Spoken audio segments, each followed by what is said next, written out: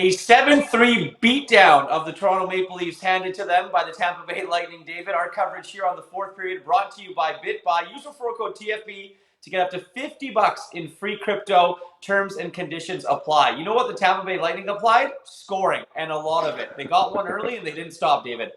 No, they did not. Steven Stamkos started the scoring with 1 minute into the game, and they just didn't let up from there.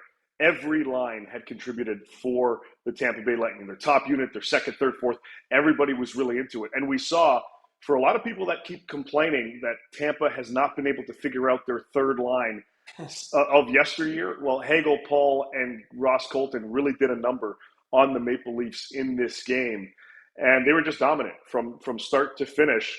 Jack Campbell having to be pulled for the betterment, probably, of the game and the series for Toronto.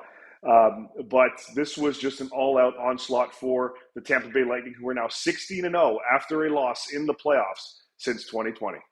That's just a crazy stat to read. But, you know, the Tampa Bay Lightning, they just know how to win. They know once they face adversity what to do in a game and how to adjust. And, you know, John Cooper said it. He's all about adjustments and things like that. So another thing that was crazy in this game, David, was 15 minor penalties. And Toronto's lucky Tampa only went 1 for 8 on the power play.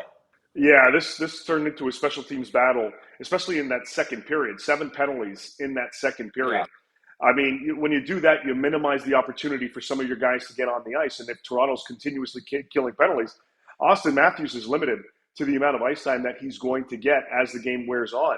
So this was a scenario for Toronto that it kind of bit them in the butt trying to get a little bit too aggressive in this game. You talk about adjustments and Tampa making adjustments as the series goes on.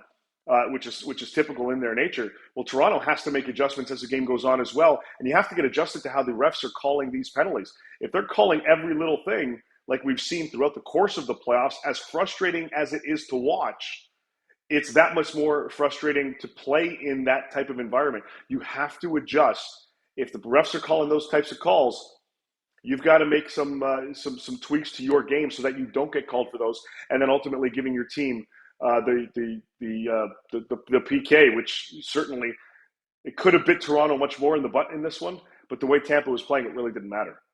Is that on Keith a little bit? Because we talked so much about him calling that timeout when, you know, Tampa Bay made it 3-2 in game 3 and, you know, the Leafs ended up winning. But you look at this game, was there maybe a moment that he probably could have called the timeout before it got way too out of hand?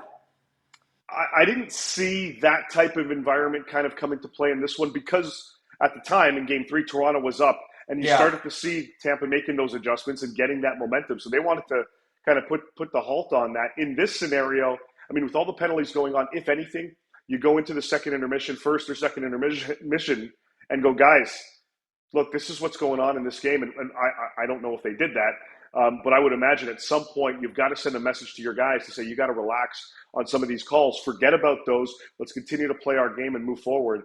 And it just didn't work out for the Maple Leafs in this one. Tampa got a couple empty netters. Toronto tried to claw back, but it was just way too little too late for the Leafs in this one. And we're off to game 5. We got at least 2 more games in this series, Irf. Yeah, absolutely. And you mentioned Jack Campbell early. And look, no, this game isn't all on Jack Campbell. Obviously, you know, the team in front of him didn't help him at all, but there's probably a couple goals that he didn't want back. Yeah, I mean, the one, I can't remember if it was the third, fourth, fifth. I'm not too sure, but it goes off his glove. Yeah. And, you know, yeah, he's sitting there looking at it and you're second guessing yourself a little bit to a certain extent. But, you know, he's a guy that when you get into those types of environments, he plays the head games with himself, say, all right, let's put it aside, forget about it. Let's move on. We got some more hockey to play here. And I think at that point, it might have been the 5th goal because that's when Toronto was close to making their decision to pull their goaltender, and they were on the PK, and then they got another penalty. Yeah. So I think it was the 4th goal, excuse me. So anyway, it was a rough one for the Maple Leafs overall.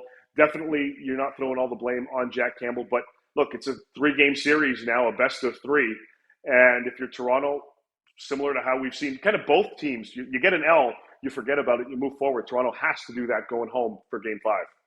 Home is where the Leafs had some success here. So, David, we'll see what happens when the Toronto Maple Leafs and the Tampa Bay Lightning meet for Game 5 on Tuesday night. I know you'll be there. Thank you very much for this, as this series is now tied at 2 games apiece.